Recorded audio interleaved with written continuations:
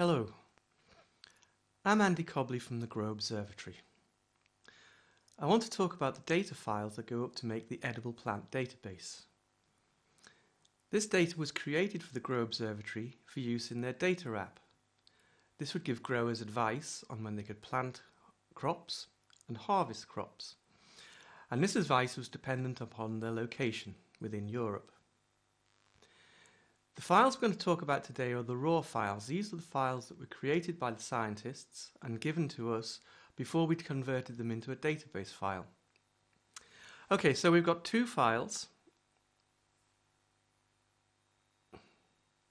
The first of them is an access database. This tells us about the plants and gives us information about the soil that they need. The second one is an Excel sheet, and this tells us when we can plant various crops.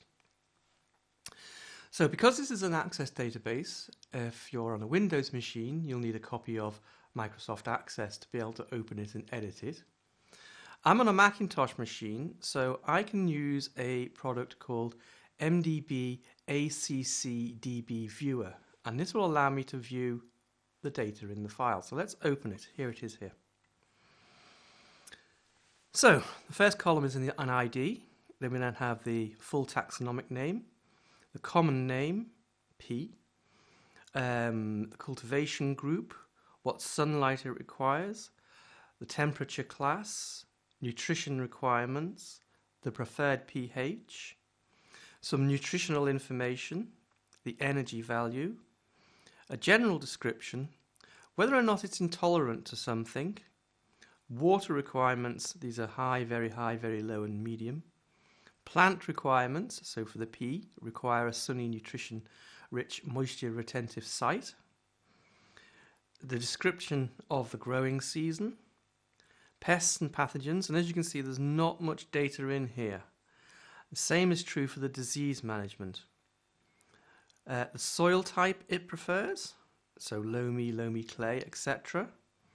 Optimum germination temperature, days to germination, plant growing ideal temperature, length of growing to harvest in days, and then we have some image files. Now these we don't have in the data set because they were commercial, and so we haven't got a license to publish them again. So you can basically ignore the images. As you can see, if you're using this ACCDB viewer, you can export this file to various other types if you want, including CSV.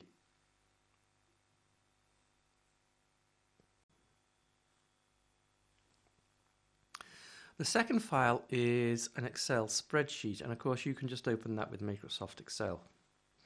If you're on a Macintosh, you can open it using numbers as well.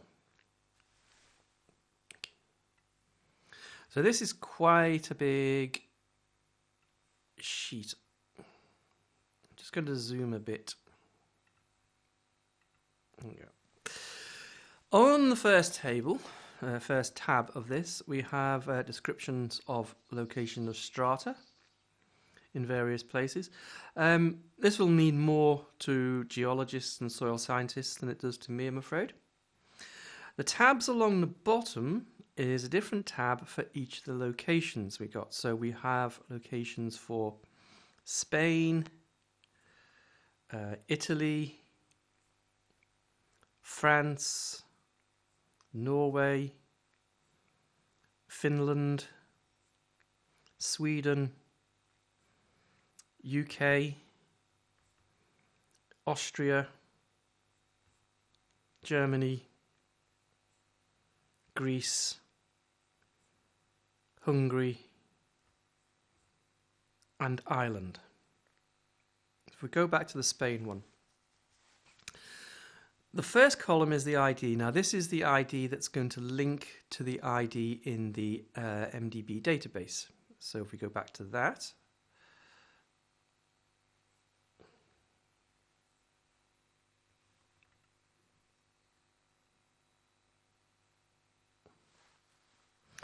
so the first ID in the spreadsheet there is this ID here.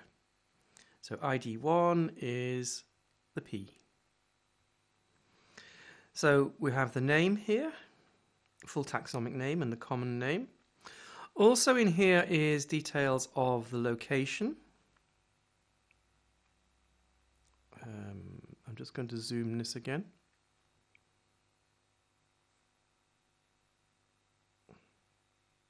Okay, there we go. So we've got the latitude and longitude, where it is, and then we have columns for 2 seasons. Not every tab has 2 seasons. So in here we've got so indoors or undercover, a start date and an end date. So outdoors, start date and end date, and when you can harvest it, start date and end date.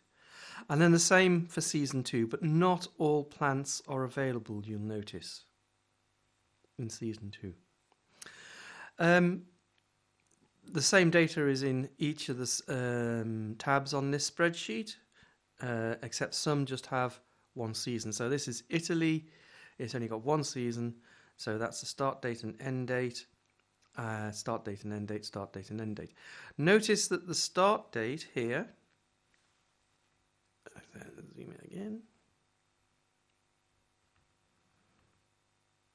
Okay, notice that the start date here actually has the year 2017.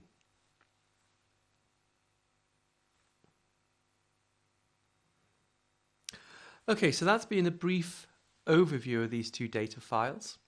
As I say, we use them in the GROW app to give advice to people, but you could easily combine them with other things. So for instance, are the harvest dates in any way related to the soil moisture or rainfall, etc.? And how do the start dates change across Europe? There's a number of interesting things you could do just with the file. But by bringing in other data, you could possibly find even more interesting information.